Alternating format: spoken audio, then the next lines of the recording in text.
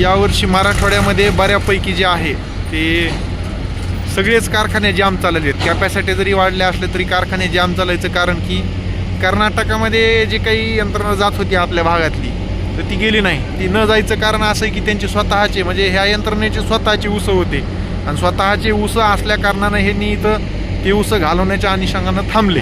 आता हा व्हिडिओ आपण जो काढतोय हे जर बघितलं आपण तर हे प्युअर सगळं लाकूड झालेला ऊस आहे.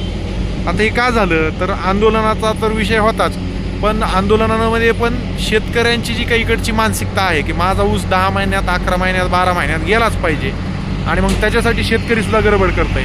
आता हा जर ऊस बघितला तर म्हणजे शक्यतो ह्या व्हॅरायटीला धशी पडत नाही, पण बघा जे आहे ते बघा ही एवढाली सगळी धशी पडलेली आहे.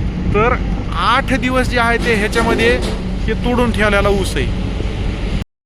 आता ह्याला जवळपास किती 8 दिवस झाले असते. आता हे 8 दिवस तोडायचं कारण काय होतं म्हणजे एवढं लवकर म्हणजे आंदोलनाचा विषय होता का म्हणजे काही टेक्निकल ट्रॅक्टरचे प्रॉब्लेम होते का काय होते आंदोलनाचा विषय? त्याच्यामुळं म्हणजे आपण थांबलो नाहीत, आंदोलन होतं ही माहिती असताना पण आपण तोड चालूच राहिली आपली असंच.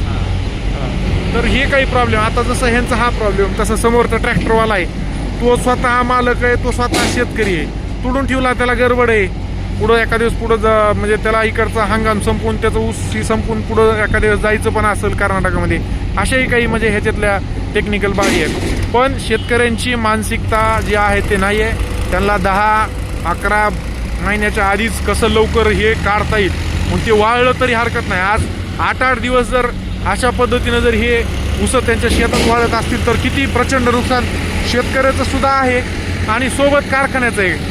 कारखान्याचं कशासाठी 8-8 दिवस जर ऊस तसाच शेतामध्ये पडून राहिला तुटून राहिला तर इलेक्ट्रॉनचं पर्सेंटेज त्याच्यात वाढतं आहे. रेड्युसिंग नॉन रेड्युसिंग शुगर जे आहे तर त्याच्यामध्ये सुद्धा अडथळे जे आहे ते त्या ठिकाणी निर्माण होतात आणि हा म्हणजे जास्त वाळलेला ऊस ज्यावेळेस आपण क्रशिंग करतो तर टेक्निकल प्रॉब्लेम मशिनरीमध्ये पण येतात आणि सोबतच जे आहे ते साखर उतारावर विपरीत परिणाम होतो.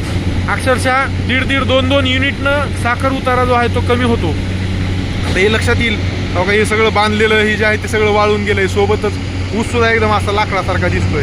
तर ब्रिक्स येतोय पण पोल प्युरिटी ती सगळी कमी होऊन जाते आणि साखर तयार करायचं जी काही क्रिस्टलायझेशनचे जे काही ही विषय आहेत आतमधले टेक्निकल मुद्दे तर त्याच्यामध्ये प्रचंड मोठ्या प्रमाणामध्ये जे ते अडथळे निर्माण होतात. प्रोसेस विभागाला ह्याच्यामध्ये अडचणी येतात.